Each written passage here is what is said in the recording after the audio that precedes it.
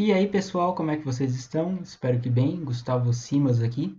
Nesse vídeo eu vou fazer a apresentação de um trabalho que foi feito para a disciplina de Circuitos Eletrônicos Analógicos da Engenharia Eletrônica da Universidade Federal de Santa Catarina, a UFSC, que é o Sensor Integrado de Temperatura. Esse trabalho foi feito em parceria com o meu colega, o André Martins, Pio de Matos, e esse daqui, vamos começar, é o sumário da apresentação. Então a gente apresenta um contexto sobre a relevância de sensores integrados de temperatura, tem os requisitos gerais e desafios que a gente propôs como um norte, né, como objetivos que a gente tentaria alcançar, e depois a gente faria a revisão, né, desses requisitos. Tem um diagrama funcional em blocos, que é interessante quando a gente está fazendo qualquer projeto para estruturar mesmo visualmente e quais são os blocos, quais são as etapas que a gente tem que trabalhar, as diferentes frentes, né?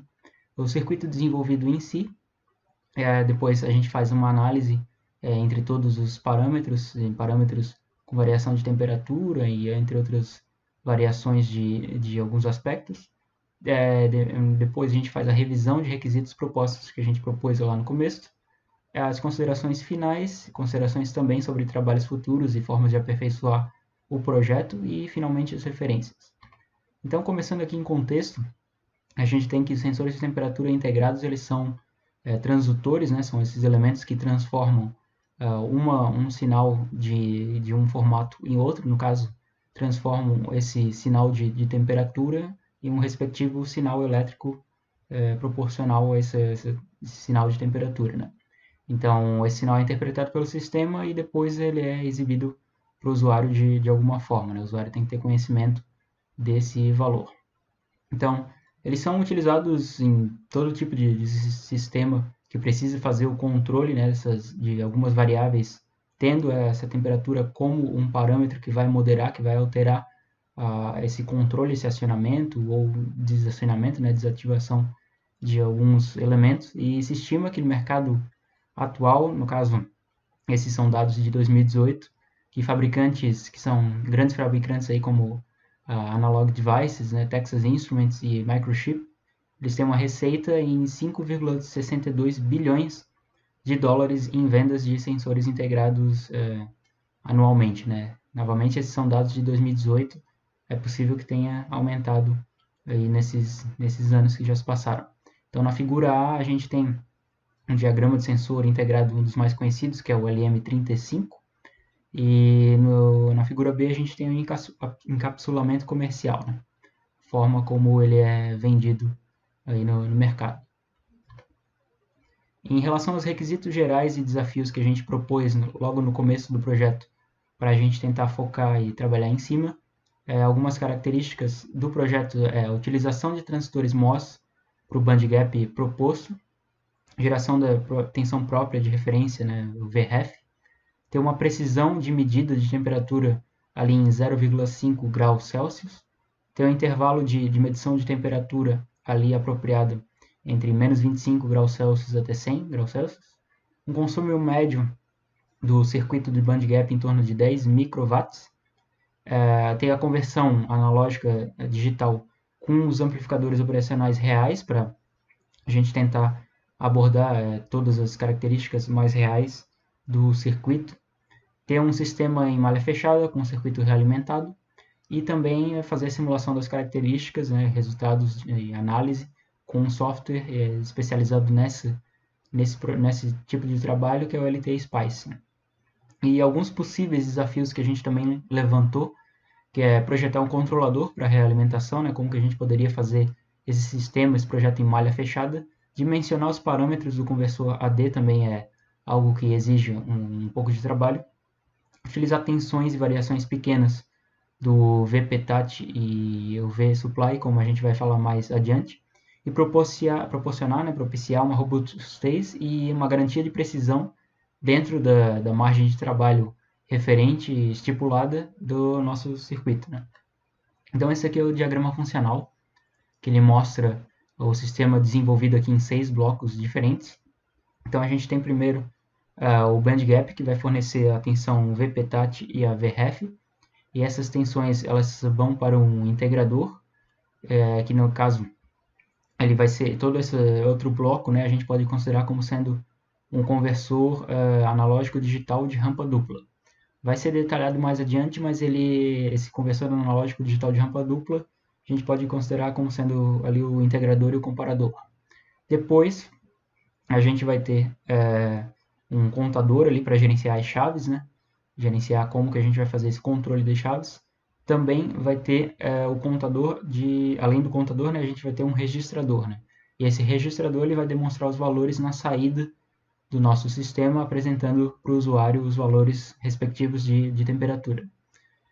E também vale ressaltar aqui que no caso a saída ela é um sinal discreto em amplitude e pelo escopo do nosso projeto que foi estipulado, que foi determinado, né, o ponto de interesse do nosso sistema é justamente a saída do contador. Então, esse daqui é todo o circuito desenvolvido. Temos aqui um print dele completo.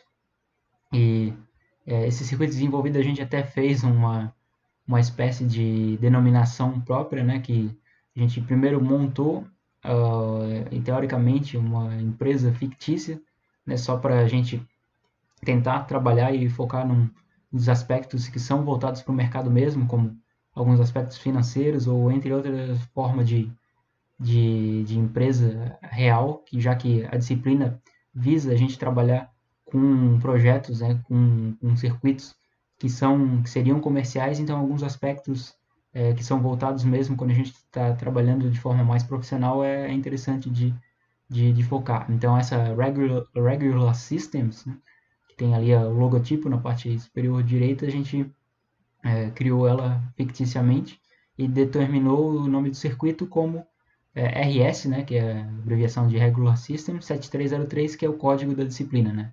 Disciplina EEL 7303. E o circuito completo conta com 10 amp-ops, o op-amps, também chamado assim, tem aquele modelo ali, o LT1677, um capacitor de 10 microfarads, 2 BJTs, né, transistores bipolar de junção, daquele modelo, né, NPN BC547C, 28 resistores, um diodo de startup para o bandgap e 21 flip-flops do tipo D. Primeiramente, o bloco circuito bandgap, ele é um circuito de referência que foi desenvolvido baseado na topologia de Brokaw, que é uma das topologias mais clássicas, que ela é descrita na referência 1, caso queiram visualizar. E esse bloco ele utiliza transistores bipolares de junção do tipo NPN, de modelo ali que a gente optou foi o BC547C. Então, qualquer variação respectiva no VBE, devido à temperatura, né, com a variação de temperatura em transistores BJT, a gente tem variação no VBE, né, tensão base emissor. Isso acaba a gente utilizando esse aspecto de forma a gerar um cancelamento, né, do termo que é decrescente. Então a gente tem dois termos aqui no bandgap, que é o VCTAT e o VPTAT. O VCTAT é a tensão complementar, né, que ela é decrescente com a temperatura, e o VPTAT é tensão proporcional, né? É proportional to temperature. Então a gente tem que com a adição, né, com o aumento da temperatura, o VPTAT sobe, com o decréscimo com o aumento da temperatura, o VCTAT desce, né? Então tem essa relação direta e inversa. Então o sinal VPTAT, no nosso caso, ele é dado como sendo a diferença entre VPTAT mais e VPTAT menos, que é determinado ali entre os terminais do resistor R3, que é de 6.1K. E com isso a gente tem um mecanismo também necessário de startup, que a gente adiciona ali com o diodo 1N4148, mais uma diretiva de definir a tensão inicial no nó, para a gente conseguir ter esse mecanismo de excitação inicial, né? Então a gente define ali com o node set VCTAT igual a 0,05 volts para realizar essa startup e que nosso circuito consiga atingir um valor operacional, um ponto quiescente que não seja nulo, né? Que seja o desejável. E com isso os resistores escolhidos, eles são escolhidos de forma que a corrente em R1 seja 10 vezes maior que em R2, com Q1 igual a Q2, dá para demonstrar ali, segundo a relação da equação do circuito bandgap de Brocal ali embaixo, seguindo aquela equação ali. O bloco de alimentação é algo interessante também. A gente, quando está fazendo projetos, definir um bloco de alimentação separado para trabalhar com as fontes. Ele é composto pelas fontes de tensão necessárias tanto para a parte analógica quanto para a parte digital. E são utilizadas fontes para o clock, né, dos flip-flops, para a tensão inicial no circuito do startup e também para a alimentação principal, que a gente supôs, já voltando à ideia de um circuito mais comercial e mais voltado ao mercado mesmo, como sendo uma alimentação supostamente de uma bateria íon lítio com um valor nominal de 3,7 volts. E também ali em relação à alimentação principal da bateria, a gente adicionou uma estrutura de divisão de tensão e buffer para providenciar uma referência simétrica dos blocos analógicos, né, que é uma referência de tensão analógica, conforme ilustrado ali embaixo no diagrama. Então, na simulação, as fontes elas não variam com a temperatura, né? Elas são o software LT Spice ele determina como sendo elementos ideais, mas como foram realizados testes, né? Considerando são necessários fazerem testes considerando a variação de alimentação, então a gente alterou manualmente essas tensões para o limite inferior de 3,3 volts, daí a gente realizou a simulação e depois a gente alterou para 4,2 volts e realizou a simulação para verificar essas diferenças. Então foram realizadas simulações com as tensões 3.3, 3.7 e 4.2. O bloco de interface bandgap e o conversor analógico digital, ele é dessa forma apresentado. Então ele tem dois partes que são os conversores, que são ali os amplificadores, esses tipos diferentes de amplificadores, né? Então a gente desenvolveu esses diferentes amplificadores de instrumentação para a gente tratar dos sinais VPTAT+, VPTAT- e do VREP. E com esses tratamentos, a gente pode observar na simulação depois que os sinais BGREF e o BGPTAT, eles vão ter ganho ali de 2,8 e menos 18,92. Dependendo da referência, né, com a referência de tensão ali conforme declarado.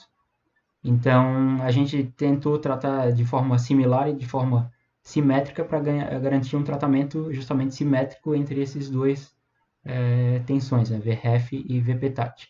E também para aproveitar a topologia de amplificadores de instrumentação para esse bloco. O bloco ADC, né, de conversor analógico digital, ele é composto pelo integrador de Miller, que no caso ele é apresentado ali no diagrama. A gente tem também chaves ideais e um comparador Schmitt-Trigger, né, que é um comparador chamado de Steretz. Então a gente dispôs algumas diretivas, né, novamente semelhantes àquelas lá do bandgap. Essas diretivas são feitas no LT Spice com ponto node set para aplicar um estado inicial a alguns nós que são relevantes ali ao sistema para ele também não dar problema na simulação de não encontrar um ponto quiescente, não encontrar um valor operacional resultante apropriado, né, para que tenha uma boa performance. Com isso também tem algumas diretivas que a gente alterou ali para os modelos para os parâmetros da chave. No caso a gente até tentou utilizar chaves reais, né, chaves que seriam dadas por transistores, mas a gente acabou com a avaliação do projeto, a gente acabou avaliando que seria interessante e não seria um grande problema utilizar as chaves ideais. E também é inserido ali um amplificador daquele modelo, né, LT1677, para atuar como um buffer de alimentação entre a parte analógica e a parte digital. E também tem a função de transferência que a gente pode ser calculada e é apresentada ali embaixo, né, no HDS. O bloco da unidade de controle ele é o responsável por disponibilizar os sinais de comando para os blocos do sistema, né? Então ele é responsável por fechar a malha geral do sistema e também fazer a realimentação conforme a gente tinha estipulado lá nos requisitos gerais. E ele utiliza de portas lógicas, AND, NAND e flip-flops tipo D. E, em resumo, basicamente, os flip-flops eles guardam os valores de estado e eles determinam qual etapa que o nosso conversor analógico digital está funcionando, né? Então, eles são responsáveis para fazer essa máquina de estados. Então, ele tem 3 estados possíveis, que é o SIN, sinal de entrada do integrador, o SREF, sinal de referência para o integrador, e o SOFF é quando acaba de fazer a execução de leitura de temperatura. E essa lógica combinacional ela recebe as condições de transição de cada circuito, né, de cada bloco, e atualiza, por consequência, o estado vigente e o próximo estado que a gente vai utilizar. Então, ele é ilustrado aí no diagrama do Control Unit. Os blocos contador e registradores, eles são dessa forma, então eles são em 10 bits, né, tem um registrador 10 bits e contador de 10 bits. E ele faz a contagem binária, que é consequentemente a representação da temperatura, e posteriormente ele registra esses valores que são contados. Então a gente utiliza 10 flip-flops tipo D para representação, e eles atuam aí de forma assíncrona no contador e de maneira síncrona no registrador. E com análise na simulação eles têm um tempo ali de subida, que na verdade eles até podem ser determinados, podem ser configurados isso nas propriedades de cada elemento, como o T-rise e a descida T-fall, de 10 microsegundos. E o tempo de atraso, que é o delay, né, que é representado pelo acrônimo ali, o TD, em 5 microsegundos. E os sinais de bits são enviados também à unidade de controle anterior, como foi apresentado, para fazer a realimentação e verificar qual é o estado para fazer a atuação nas chaves, né, do bloco conversor. Com análise aqui do Unpop LT1677, que é da fabricante Linear Technology, né, por isso a abreviação LT, ele é um componente aí de baixo ruído, é rail to rail, então ele tenta atingir o máximo valor de alimentação que é disponível nele. E ele tem essas seguintes especificações dessa tabelinha aí, que é a alimentação de mais ou menos 3 até mais ou menos 18, um offset máximo de 60 microvolts, corrente de bias máxima 20 nanoamperes, aí tem um produto ganho banda que é o GBW 7,2 MHz, slew rate ali de 2,5 volts por microsegundo, e a faixa de temperatura de menos 40 até mais 85, que já seria, não seria totalmente dentro da nossa faixa de operação, né, que é até mais 100 graus Celsius, como a gente estipulou nos requisitos gerais, mas tem esse trade-off, né, tem esse balanço que a gente tem que fazer, né, em termos de análise e engenharia de projetos, que não necessariamente a gente vai conseguir atingir todos os parâmetros, os requisitos estipulados. E ali é a CMRR, né, que é rejeição de modo comum, em 130 dB. Então a gente tem aí o integrador nesse gráfico, né, os sinais resultantes, e ele apresenta que para diferentes temperaturas simuladas, a gente simula de menos 40 graus até mais 80, a gente percebe que o tempo de descida, né, para a temperatura máxima de operação, ali 80 graus, é aproximadamente 761 milissegundos. Ele representa cerca de 42% do tempo total da medida. Então a gente percebe essa variação de contagem, né, de tempo para as diferentes temperaturas. E para fazer essa variação de temperatura, a gente usa a diretiva .temp. Aqui a análise de linearidade, a gente verifica fazendo a derivada primeira, né, com a análise transiente do gráfico, a gente acrescenta a opção D, né, que é de derivada, entre parênteses o sinal que a gente deseja analisar, e se observa aí pelo gráfico que ele apresenta uma linearidade razoável, que tem alguns picos ali de amplitude que são em parte ali devido ao tempo de captura do time step do simulador, mas claro que sempre dá para aperfeiçoar a linearidade do circuito. A análise de integrador e do controle é apresentada nesse gráfico, e a gente tem que, quando a gente atinge o máximo de contagem, as chaves elas são ajustadas, né? Então a gente tem, em princípio, que o controle para a chave de tensão PETAT está acionado, e tendo a respectiva integração ali no gráfico, E ela é desligada no instante que o sinal de controle VRF é acionado. E no final da contagem, todas as chaves ali são desligadas. A análise dos sinais de controle, ela é apresentada aí nesse gráfico. Então a gente tem os sinais de controle para VPTAT, VRF e para os registradores ali respectivamente, né? Em cima, no centro e embaixo. E esses sinais aí, eles são responsáveis para trocar os estados do nosso sistema relativo à máquina de status. Então, o primeiro sinal é voltado para a integração da tensão proporcional à temperatura, né, o VPTAT.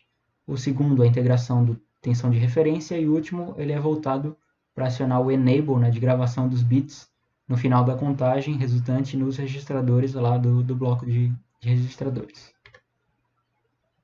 A oscilação na alimentação também foi avaliada e foi feita a tensão virtual, né, VCC sobre 2, que é a tensão de referência analógica desenvolvida e foi em conjunto com uma configuração buffer, como foi apresentado lá no bloco de alimentação. E a gente percebe que ela se mantém ali estável, relativamente estável, ao longo do processo em geral, né, em termos gerais, mas ela tem uma excursão ali de alguns milivolts, no caso, quando a gente tem a transição de status. Então, já era esperado isso, né? Porque quando a gente tem a transição de status, tem o acionamento e ajuste de chaves, e com isso tem a variação esperada na alimentação. E essa excursão ali é aproximadamente de 0,8 mV, como foi medido pelo cursor, e ela não é tão significativa para alterar o comportamento geral do sistema. Então, ela não altera de modo significativo a performance e o desempenho do sistema. A análise de potência média, a gente avalia ela fazendo a multiplicação da corrente que sai da bateria lá de íon lítio vezes a tensão VCC. Né? Então, a potência ela é proporcional à temperatura. Então, quanto maior a temperatura que a gente está avaliando, maior é a potência gasta. Então, ela tem um consumo médio aí de 80 miliwatts, né, para menos 40 graus Celsius e 84 miliwatts para 80 graus Celsius. E esses picos de potência, novamente, eles são observados na transição do estado de gravação. Então, a gente tem essa alteração de chaves, né, essa modificação no nosso estado, e o estado final de gravação ele tem esse pico ali de potência que vai até, no caso máximo, ali quase em 96 miliwatts. Aqui, novamente, para fazer o cálculo de potência consumida específico para o nosso circuito bloco bandgap, foi desconsiderada a corrente do circuito de startup. Né? Então, aquela fonte ali, start source, como é ilustrada na figura, ela tem um valor nominal de corrente 1,34 nanoamperes, o que é quase desprezível. E também foi desprezada a corrente de bias em ambos os terminais ali do op-amp, e ela se situa também em 2 nanoamperes, cada corrente de bias. E dessa forma a gente tem que a potência máxima consumida pelo bandgap, tendo o caso nominal de alimentação em 3,7 volts e a temperatura máxima de 80 graus Celsius é de 829 microwatts.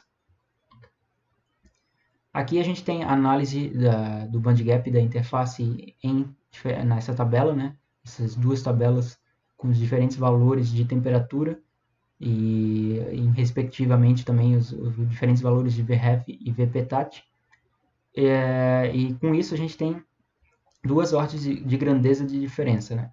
Então, tendo o tratamento simétrico ali pelos amplificadores de instrumentação, a gente tem um adequamento mais de amplitude de ambos os sinais, e isso é mostrado na tabela ali com os sinais BGRF e BGPTAT. A análise de precisão ela é apresentada nessas duas tabelas, e a gente tem aí que tem uma precisão diferente para cada intervalo, né, sendo o mais conservador em mais ou menos 0,5 graus Celsius. Claro que a gente teria uma precisão muito maior se o valor de tensão de referência ali fosse conhecido com exatidão, né, com total exatidão, ao invés de a gente ter simplesmente um valor médio que é disponibilizado lá para o conversor ADC. Então a gente tem ali, por exemplo, a temperatura menos 40 graus Celsius, temos um VREF de 1,209 volts, e com isso tem uma precisão ali de 0,019 graus Celsius. Já para temperaturas maiores, a gente tem redução no VREF e também tem uma precisão ali em 0,04 graus Celsius, né? Um delta graus Celsius. E tem a tabela de baixo que mostra os intervalos, os erros relativos e também a precisão. E uma observação é que, como os amplificadores operacionais eles têm essa tensão referência, né, virtual ali em 1,85 volts, os valores de VREF e VPTAT eles têm que ser considerados com esse offset, né, do valor do sinal, quando for serem feitos os cálculos. E com a referência virtual de 0 volts, como tem a referência virtual de 1,85, tem esse deslocamento de 1,85. Aqui na análise das áreas de aplicação que a gente pode ter os sensores de temperatura, eles podem ser utilizados na pesquisa de termomecânica, de termofísica, sistemas de pasteurização, em processos de produção alimentícia, em equipamentos médico-hospitalares e também na qualificação e calibração de outros sensores de temperatura, né? Eles podem servir como referência. Claro que cada uma dessas aplicações elas têm demandas diferentes de precisão, demandas diferentes de custo também dos sensores, e no caso, quando a gente está tratando com processos de pasteurização, por exemplo, alguns alimentos eles precisam ter uma temperatura específica e não ultrapassar ou ter muita variação de temperatura ao longo desse processo para não desnaturar proteínas, entre outras características. E também em termos de saúde, ali, equipamentos médicos hospitalares têm uma certa precisão e alguns protocolos, né, documentos que são voltados necessários a normas e de tais equipamentos. Mas claro que em sistemas de pasteurização, por exemplo, a variação de temperatura vai ser muito mais rápida do que na variação de temperatura de medição de um paciente, né, de hospital. Então, cada uma dessas áreas tem as suas propriedades. Então, aqui a gente tem uma análise comparativa entre diferentes modelos de sensores integrados de temperatura. No nosso caso, né, o modelo RS7303, que a gente tem uma resolução de 10 bits, a precisão ali média de mais ou menos 0,5 graus Celsius, faixa de operação de menos 40 até mais 80 graus Celsius e alimentação nominal de 3.3 a 4.2. Ele aceita, no caso seria interessante a alimentação 3.7, mas ele aceita essa variação. E tem outros sistemas, outros sensores, por exemplo, ali o SI7051, que é da Silicon Labs, que tem uma maior resolução de bits e tem uma precisão mais reduzida ali em 0,1 graus Celsius, né? Tem maior precisão. E no caso eles têm a maior faixa de operação, mas eles não aceitam uma oscilação de alimentação tão alta ali no caso de 4,2 volts. E esse daí é uma forma da gente comparar novamente, tendo aquela referência, aquela relação para comparar o nosso projeto, o nosso sistema desenvolvido com outros sistemas comerciais. No caso que a gente pode salientar aqui que ainda tem algumas análises a serem feitas e a gente não pode comparar totalmente a precisão ou totalmente a alimentação ali do nosso sistema com outros sistemas já comerciais, mas serve como uma comparação geral, uma comparação aí, inicial para a gente ter uma base de projeto e a base de avaliação de desempenho de performance. Então, fazendo aqui a revisão dos requisitos gerais, a gente atingiu mais da metade dos requisitos gerais que a gente propôs. Então, a geração própria de tensão foi feita, a precisão do valor medido também. O intervalo de medição não foi atingido parcialmente, por isso tem um asterisco ali, que no caso a gente conseguiu ir até 85, né, graus Celsius, por conta da limitação do amplificador ULT que foi apresentado anteriormente. E outros requisitos a gente conseguiu atingir.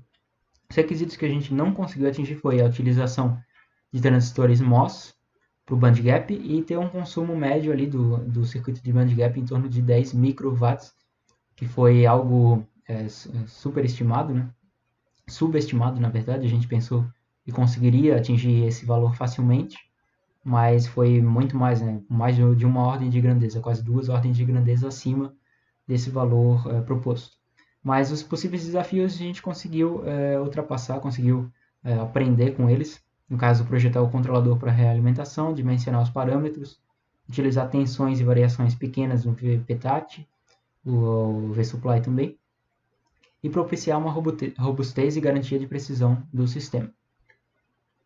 Algumas considerações que a gente pode fazer em conclusão aqui é que os resultados obtidos eles são satisfatórios, né, porque a gente conseguiu atingir mais da metade dos requisitos e teve uma boa performance, e também que ali a gente considera que para o desenvolvimento do sistema atual foi realizada uma análise de estado da arte dos circuitos sensores de temperatura e para então ser esboçada uma concepção de projeto. Então, é interessante quando a gente está fazendo projeto fazer a análise de estado da arte, né?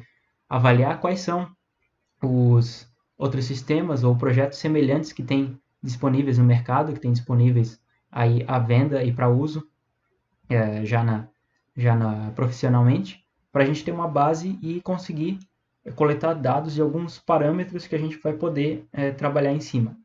E algumas sugestões para trabalhos futuros aqui é aperfeiçoar a topologia do bandgap, ajustar os parâmetros do circuito para possibilitar o uso de capacitores integrados ali em 40, 50 picofarads. No caso, no nosso integrador a gente acabou utilizando um capacitor que não é integrado, não é integrável, por conta do valor dele, né, que é bem acima desses 50, 40 picofarads.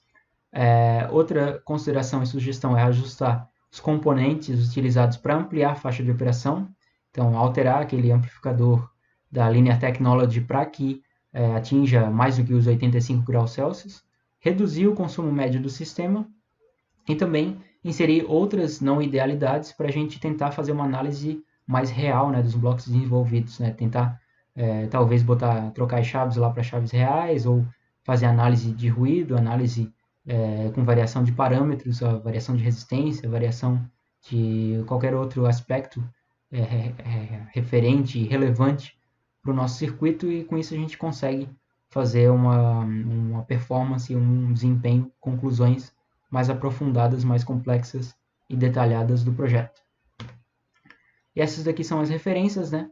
Do Brocal, ali referências também do João Gonçalo Clemente, do professor Jader Alves, e da própria Linear Technology, né, que são os datasheets que a gente coletou algumas informações. É interessante que alguns datasheets a gente acaba também coletando diretivas e coletando os textos referentes a modelos do SPICE, né, modelos que a gente utiliza na LT SPICE. Então, alguns fabricantes já disponibilizam no datasheet, na folha de dados deles, essas diretivas e esses códigos que são do modelo dos amplificadores ou qualquer outro componente que seja utilizado.